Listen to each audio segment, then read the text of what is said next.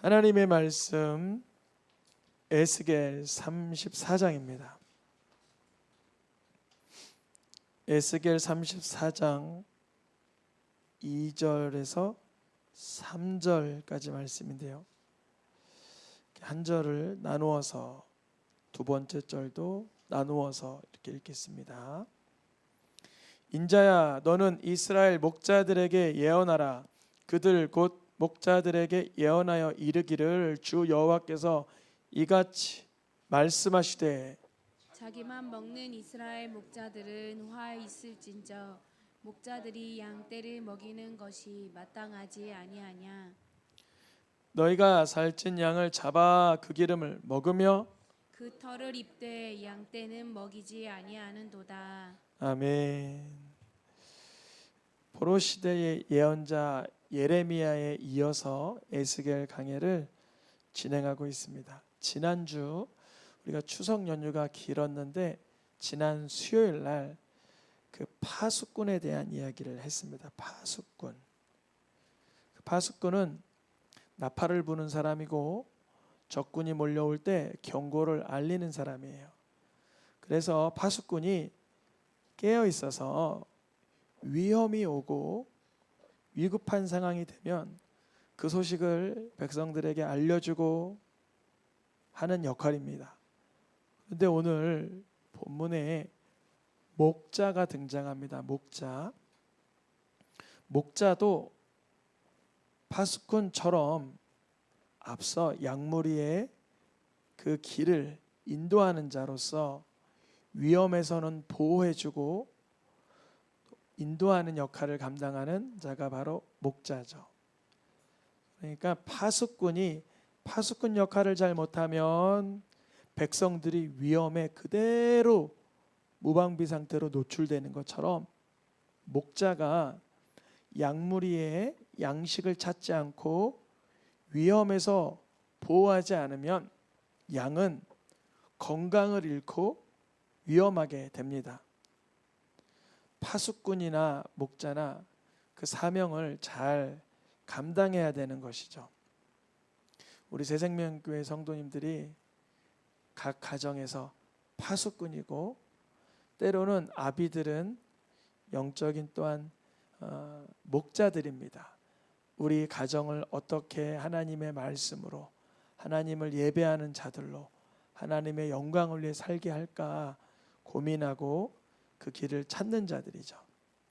이스라엘의 역사상 가장 훌륭한 목자라고 평가되는 사람은 다윗이었습니다.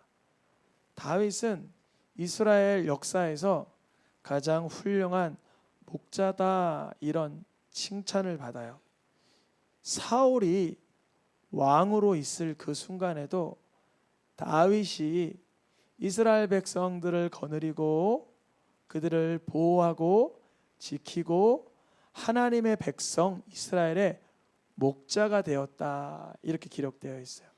그 다윗이 어떻게 그렇게 우수한 목자의 사명, 왕으로의 사명, 때로는 선지자의 사명, 때로는 예배자의 사명을 감당했을까요? 다윗은 역사서에는 왕이라고 목자요 왕이로 기록되어 있지만 사도행전에선 선지자라고 기록되어 있고 때로는 그는 예배자로 나타납니다. 레위 지파가 아니고 유다 지파임에도 그는 예배자로 하나님을 뜨겁게 찬양하는 찬양의 일꾼으로 쓰임을 받죠. 그 이유가 뭘까요? 다윗이 어떻게 그렇게 우수한 목자로 사명 감당 잘할 수 있었을까요? 다윗에게 목자가 있었기 때문에 그래요. 다윗에게 다윗 위에 목자가 있었기 때문에 그래요. 다윗이 뭐라고 고백합니까? 여호와는 나의 목자시니. 다윗에게 목자가 있으니까 다윗은 그 하나님의 양된 자로서의 백성의 양됨을 공감할 수 있었던 거죠. 만약에 여호와가 하나님께서 다윗의 목자가 되어주지 않았다면 다윗만큼 교만할 수 있는 조건을 갖춘 사람은 없어요. 어마어마하게 골리앗을 때려 눕혔고 사울 왕을 끝까지 선대해 주었고 온 왕국을 통일했으니까 얼마나 목이 뻣뻣해지겠어요. 이루어 놓은 게 많으니까. 근데 다윗은 그때마다 자기 위에 하나님이 계신 걸 인정했어요. 그래서 가장 우수한 훌륭한 귀한 목자로서의 왕으로서의 사명을 감당했죠. 다윗은 또한 백성들을 향하여서 자기가 목자 사명을 감당하는 건 알고 있었지만 하나님께 기도하여 드리기를, 하나님 저들의 목자가 되어 주세요. 하나님 그들을 인도하여 주세요 라고 구할 수가 있었어요. 다윗은 백성들에게 복을 달라고 구할 수 있었어요. 다윗은 백성들을 건져달라고 부르짖을 수가 있었어요. 그 이유는 자신도 하나님의 구원을 경험했고 자신도 하나님의 복을 경험해서 백성들을 향하여서 목자 되시는 하나님이 인도해 달라고 구할 수 있었습니다. 안타깝게도 다윗이 사망하고 나서는 이스라엘 열왕기의 역사는 점점 목자가 없는 것 같은 나라로 퇴보하게 됩니다. 변질되게 돼요. 열왕기상 그 아합 왕이 아주 북쪽의 못된 왕이었는데 우상을 잔뜩 섬기던 왕이었는데 그 아합 왕과 남쪽의 여호사밧이 손을 맞잡고 하나님께서 나가지 말라는 전쟁까지도 나갈 때 하나님 주신 예언이 온 이스라엘이 드디어 뭐가 없다? 목자가 없구나 그래요. 목자가 없구나. 자, 아합이 뭐라 그러냐면 너 왜 자꾸 악한 걸 예언해? 그랬어요. 근데 아닙니다. 하나님이 목자가 없는 양같이 흩어져서 그냥 주인 없이 다 흩어질 거라고 말씀하십니다. 정말 이 전쟁에 누가 죽어요? 아합이 죽게 됩니다.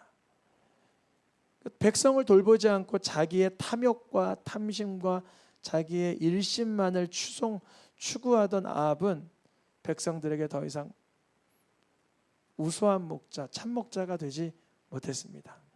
하나님께서는 북이스라엘과 남유다가 바벨론과 아수르에 패망한 뒤에는 이렇게 하나님께서 속상해하며 안타까워하시기를 뭐라 그랬냐면 내 백성은 잃어버린 양떼로다 쉴 곳을 잊어버렸도다.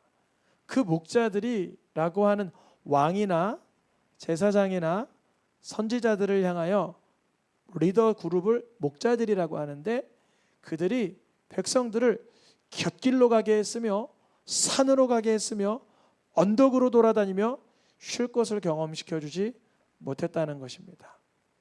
오늘 본문이 에스겔 34장인데요. 하나님께서는 에스겔을 통하여 이 목자들을 호통하라 그러시는 거예요. 어떤 목자들? 자기만 먹는 목자들. 백성들을 돌아보지 못하고 귀한 공동체를 돌아보지 못하는 이 목자들을 향하여 주님께서는 책망하시는 말씀을 주십니다. 화가 있을진저 하시면서 말이죠. 왜냐하면 이스라엘 백성들이 하나님이 세우신 목자를 통하여 하나님의 말씀으로 인도받게 하시는 것이 하나님의 질서인데 이들이 온전한 목자가 없어서 다 흩어지고 쉴 곳을 얻지 못하고 말씀과 다르게 살아가는 모습을 보며 아파하십니다. 에스겔 오늘 본문 34장 뒷부분에 보니까 이스라엘 백성들이 흩어지고 노략거리가 되고 괴로움의 대상, 공격의 대상이 된 이유는 이가 뭐라 그래요? 목자가 없기 때문에. 목자가 하는 일은 파수꾼이 위험을 멀리 바라보고 나팔을 부는 것처럼 하나님의 말씀대로 살지 아니하면 망할 인생을 내다보고 그걸 경고해 주는 거예요. 하나님의 말씀대로 살지 아니하면 곧 넘어질 것을 알려주는 거예요. 목자는 백성들의 말씀을 책임지고 영적인 양식도 책임지고 때로는 정서적인 것이나 또는 육체적인 것도 돌보는 자들이죠. 이 이스라엘의 목자들은 어떻게 별칭이 붙었냐면 자기만 먹는 이스라엘의 목자들은 화가 있을 것이다. 목자들이라고 하면, 왕이라고 하면은, 선지자라고 하면은, 제사장이라고 하면은, 리더라고 하면은 양떼를 먹이는 것이 마땅하지 아니하냐. 하나님이 고민하시기 시작했죠. 이제 이 양떼들을 어떻게 하면 좋을까? 왜냐하면 리더를 세워놨는데 자기만 먹고, 선지자를 세우고 제사장을 세우고 왕을 세우고 리더들을 세웠는데 공동체를, 양떼들을 돌아보지 아니하니까 하나님께서는 뭐라고 말씀하시냐면 그들의 손에서 도로 찾아올 것이다. 더 좀 강한 표현으로 그들의 무엇에서, 입에서 건져낼 것이다. 왕들이, 세워진 선지자와 제사장들이 양들을 먹이지 않을 정도가 아니라 그 양들을 탐욕과 탐심의 대상거리로만 보고 있었던 거예요. 이제 이 거짓 목자, 자기만 먹는 목자는 양도 먹이질 못할 뿐 아니라 그들이 다시는 자기도 먹지 못할 것이라. 이런 끔찍한 재앙, 진노의 심판이 내려지죠. 그래서 우리가요, 리더로 부름을 받고 직분자로 부름을 받을 때 누군가의 영혼을 돌아보는 것은요, 내 영혼에도 굉장히 유익합니다. 누군가의 영혼을 돌아보고 섬기고 후원하고 희생하고 헌신하고 하는 것은요, 그 사람만을 위한 것이 아니라 나의 영혼에게도 필요한 일입니다. 왜냐하면 양을 먹이지 못할 뿐 아니라 자기도 먹지 못하게 되는 이러한 끔찍한 순간으로 정말 멸망되지 않기 위하여서는 돌아보는 삶, 섬기는 삶이 필수입니다. 하나님께서는 그래서 이제는 그들의 손에서, 그들의 입에서, 자기만 먹는 목자들의 손과 입에서 건져내어서 내가 목자가 되리라 말씀하세요. 하나님께서 직접 목자가 되신다. 내가 내 양을 찾아서 흐리고 캄캄한 날에 흩어진 모든 곳에서, 어떤 사람은 저쪽에서 숨어 지내고, 어떤 사람은 이쪽에서 울며 있고, 어떤 사람은 저쪽에서 절망하고 있을 때 하나님은 찾아가서 그들을 건져낼 것이라. 건져내어서 어떻게 하세요? 그것들을 쉬게 할 것이라. 쉬게 하실 때 누가 그들의 목자가 되시나? 다윗이 그들의 목자가 되리라. 가장 우수한 목자가 누구라 그랬죠? 다윗. 다윗이 그들의 목자가 되리라. 백성들이 박수를 치겠죠. 야, 역시 다윗. 그러면 다윗은 에스겔 시대에 이미 죽은 지 몇백 년이 지났는데 다윗이 되살아난다는 말입니까? 그렇지 않죠. 다윗의 영성, 즉 다윗은 백성들의 목자이지만 자신은 또한 하나님의 무엇이 되었어요? 양이 되었어요. 이와 같은 자가 누굴까요? 잘 보세요. 예수님을 향한 지칭의 단어입니다. 하나님의 어린 양이로라. 하나님께로는 예수 그리스도는 성자, 예수님은 하나님의 어린 양이로다. 주의 말씀에 그대로 순종하시며 복종하시며 이행하시며 다 이루었다 하시기까지 하나님의 어린 양이라. 그런데 그러한 예수님이 자기 자신을 향하여, 우리를 향하여서는, 우리와 관계했을 때는 누구라 말씀하세요? 선한 목자라 말씀하세요. 하나님께서 에스겔을 통해서 말씀하신 내가 다윗을 너희 목자로 보내니 그가 너희의 왕이 될 것이라 하신 그 다윗은 예수 그리스도를 말씀하신 것입니다. 우리의 삶 속에 누가 목자가 되셔야 돼요? 예수님이 목자가 되셔야 돼요. 그 예수님은 우리들 중에 누가 되셔야 돼요? 왕이 되셔야 돼요. 왕. 예수님이 나의 왕된 사람은 그분의 통치에 들어갑니다.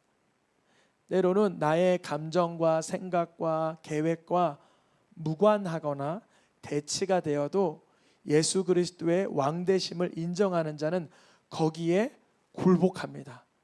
그러면 그때 주님이 일하시는 거예요. 주님은 우리의 목자 되실 뿐 아니라 왕이 되시는 줄 믿습니다.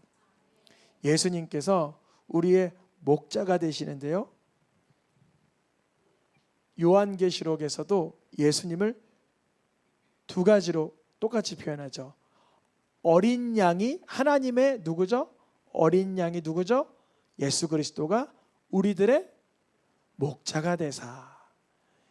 에스겔에서 나타난 자기만 먹는 목자들과 다른 하나님의 말씀에는 완전히 순종하시지만 또한 영혼들을 위하여 자기 몸까지 내어주시는 그분, 예수 그리스도이신 줄 믿습니다. 에스겔을 통하여서 우리는 자기만 먹는 거짓 목자들을 봤고, 그리고 자기의 생명까지 내어주신 예수 그리스도를 보았습니다. 그러면 이제는 어떻게 하면 예수님이 나의 목자가 되십니까?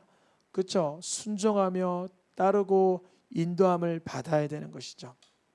그 중에 하나가 기도하는 것입니다. 에스겔 36장에 이렇게 기록되어 있어요. 내가 그들의 수요를 양떼같이 많아지게 할 것이다. 예전에는 자기만 먹는 목자들로 인하여 이 백성들이 흩어지고 어둠 가운데 아주 절망 가운데 있었지만, 하나님께서 보내신 다윗과 같은 그런 목자가 오면은 그 수요가 양떼들이 많아진다고 하는데, 그런 일이 일어나기 위해선 읽어보겠습니다. 그래도 이스라엘 족속이 이같이 자기들에게 이루어지기를 내게 구하여야 할지니라. 아멘.